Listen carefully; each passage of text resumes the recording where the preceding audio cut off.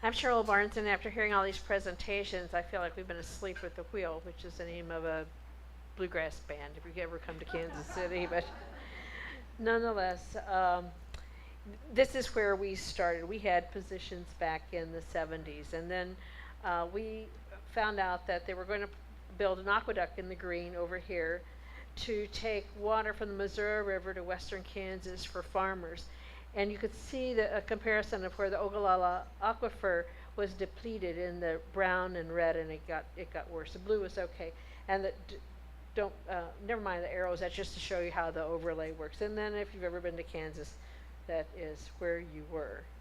So the green circles here are crop circles. Those areas have been irrigated by the center pivot irrigation machines, which you may have seen. They're big, round, they go around. And they water. Where the land that hasn't been irrigated, you can see, is brown because there's not enough water to support that. And on the upper right-hand side is the Ogallala Aquifer, and you can see that goes through 7 states. And by depleting the aquifer, towns now have to drill new wells, families have to drill new wells, and there just isn't enough water for the kind of farming that they wanted to do.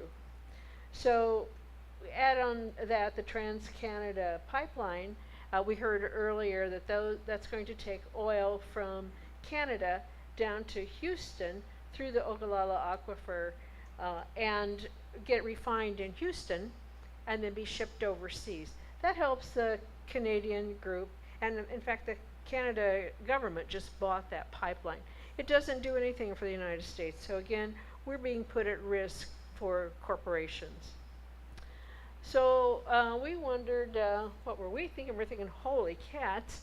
And then in addition, life is going on. We didn't think anybody would do these things. No one would pump water uphill for 360 miles, and the cost of energy and how much it's going to evaporate, yada yada, we didn't think anybody would do these things.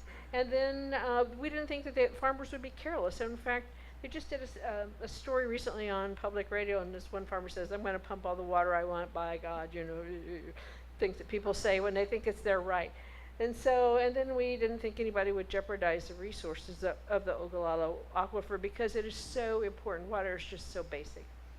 So, whoops, did I go too far? And so we took a look at our positions. We stood up and said, well, holy cats, I can't do that. And we took a look at our positions, but unfortunately, they hadn't been updated since the 70s. The last time we all made signs and marched in the streets, you may remember that, some of you. Others of you, you're our children and our daughters, and get ready. Here we go again. But, and we wanted to work with the Kansas League of Women Voters and probably the Iowa League of Women Voters, but our position didn't allow us to do that. We had not gone through what Gretchen and her folks have gone through to do an ILO. In fact, when we said we wanted to do that, they said, we can't do that. And we said, well, water doesn't have boundaries. It goes where it goes. We have to be more flexible. So we did a study, and it couldn't be a state issue, because we said, well, what about the state? Can they help us with this? And they said, no, because at the last convention, we hadn't approved it as an issue to take.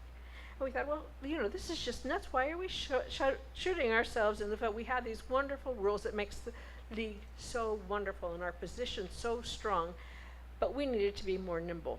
So that was an issue. So we put together a study group. We reviewed our old position. We did like the world's fastest study. We brought it back to our group, and they said, we think that old position was pretty solid. So you can add the word metropolitan, and that will let you cross state lines because it affected all of us.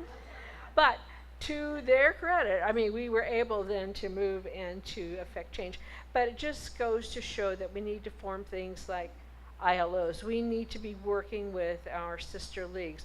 We need to take a broader view because it's just not in our wheelhouse. Things are coming at us from all sorts of places. So the sky is falling. We need to be prepared for things. We need to say, what is the worst thing that could happen? Because it truly is. Who knew we would have an EPA administrator who was put there to dismantle the agency, which is the only thing that protects us? Holy cats. We just really have to think worst case scenario and be prepared to move in that direction. And when they say you're being shrill, well, there's a reason for that. And so on a hopeful note, I always end with Margaret Mead. Never doubt that a small group of thoughtful, committed citizens can change the world, and that is you all. And then the other is, how about it, sisters and brothers? Thank you.